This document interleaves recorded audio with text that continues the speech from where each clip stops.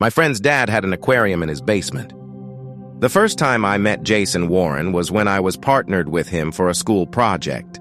I'd moved to the area a few months prior, and when our teacher gave out the list of partners, the boy sitting next to me muttered, "Good luck," in my ear.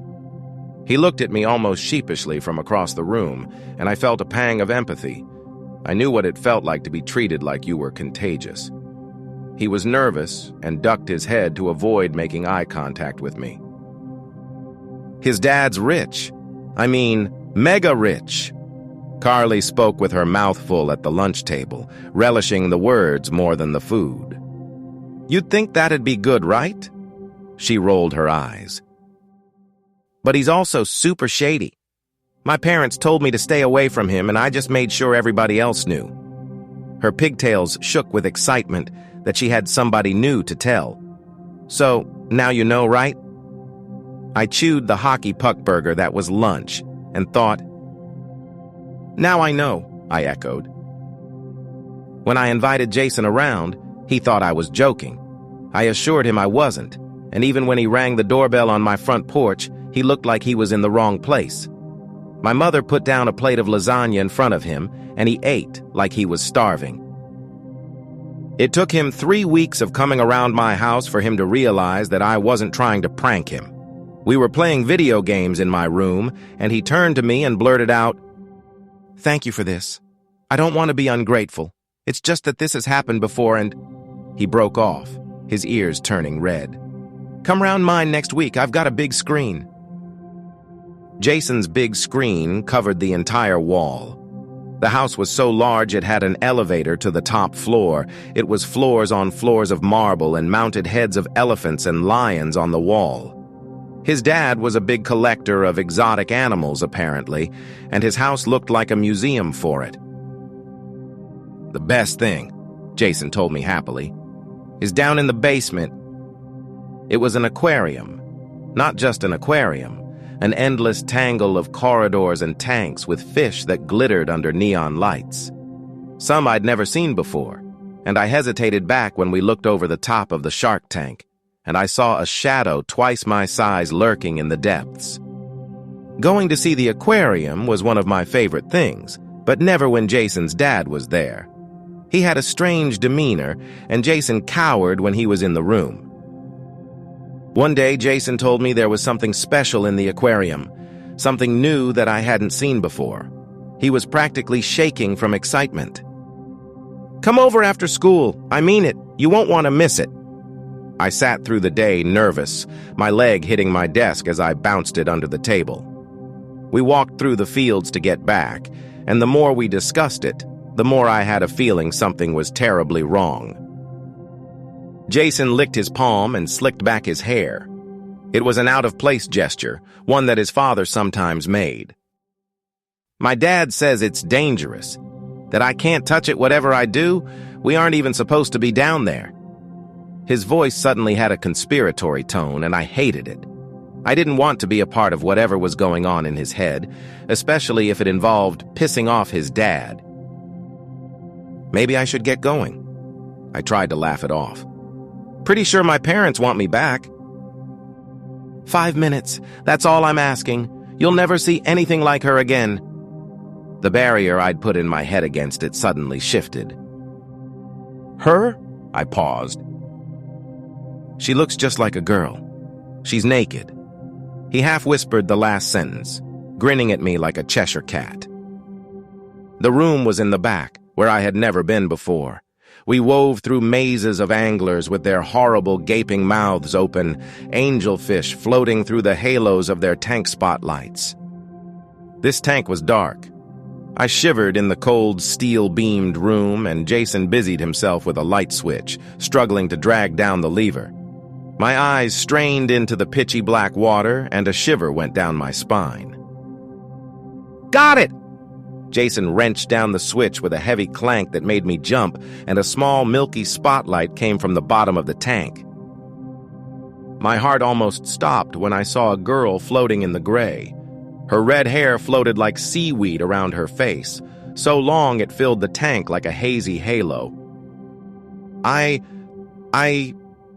My mouth struggled to form words. Jason dragged me up the steps, and I let him, numb in shock, until we looked over the edge into the murky water. The floor creaked below us, and the girl floated, her blue lips moving. A mermaid. My dad says I get to have her, on my 16th birthday. His voice was low with trepidation. I can't wait. The mermaid moved, twitched, as if having a bad dream. A small noise, the creaking of wood, the lapping of the water.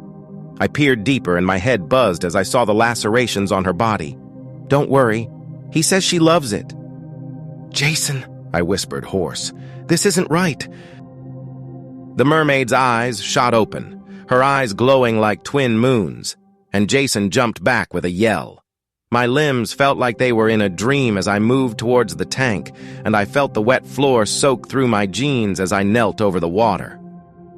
The mermaid's face grew closer and closer to the surface, and Jason's shouts faded out to crackling white noise. Her small fingertips breached the surface, and I gasped in one breath. I was airborne, tumbling forwards and forwards endlessly until the deafening crash of the water dragged me under. The mermaid's hair curled around me, and for a moment the constriction made me panic, my lungs screaming against the lack of oxygen. A rotted face aligned next to mine, so different from the one I had seen above water, and I could feel the bubbles hit my nose as I screamed my last breath. Then, there was nothing. It was all gone. My fear had been removed suddenly from me, like throwing up after hours of sickness. The face was no longer death-like, but was now faces of women, maybe 5 or 10 or 1,000. They drifted in front of me, and I knew I should be afraid, but an incredible aching sadness was all that was left in me. Here she was, locked up like an animal. All that was left of her was slavery. Her sisters screamed out to her in the depths, and I saw their twisted mouths opening and shutting. The visions of Jason's father were of him lifting her out of the tank with a machine that cut into her skin, a dart in her neck seeping the strength from her bones. In some of them, his friends were there, and the smell of alcohol was like napalm, but the water was nowhere to be found, and she gasped out, asphyxiating. The discomfort grew, and I struggled in the water trying to get the words out as my limbs moved unbearably slowly. I am not one of them. In my ears the ocean wailed, and I felt her struggling to reach out back to it. In the briny darkness, nothing but thin streams of silver bubbles came out of my mouth. I remembered how I felt at the idea that a woman could be down here, helpless, and unable to prevent 2 boys gawking at her, and the regret, the shame overwhelmed me. I reached out, desperate, and caught something. The girl's hair, crimson, wrapped around my wrists, but it was not to constrain me. She held them and guided them until they touched a cold, hard mirror. For a small moment, we looked at our reflections, a girl and a boy floating in infinite starry water. Then her hand slipped into mine, and I knew it wasn't a mirror. With one finger, I touched the glass on the tank, and I don't know how it was possible, but the faintest thread of a crack appeared in front of me. I felt the hands of them all, the hands of 1,000 in my hand, and I closed my eyes and tapped again. We spilled, head over tail, the world turning upside down. The unearthly scream of her joy as she fell, my own howl of pain as the glass of the shattered tank went into my leg, it all faded until nothing was left but silence. I turned and saw Jason, his face red and swollen from his tears. We were alone in the aquarium again, nothing but the drip of water as it fell from the remnants of the tank. The mermaid was gone, and we sat in silence for a while, wondering what we had done. 3 days later, Jason's father went missing. He'd been a well-known figure in the area, so much so that it hadn't been a surprise to the police investigating it. Jason told me they were shocked it had taken this long for it to happen. Both he and the men who had been with him, strange mugshots that seemed familiar even though they shouldn't have been, had been found mostly in pieces. That night I found a dark stone under my pillow, and I woke up with the smell of salty air in my nose. I think sometimes about what I saw when I was down in the water with the girl, and I think about the things she showed me in those horrible, murky depths. Sometimes I think she was too kind.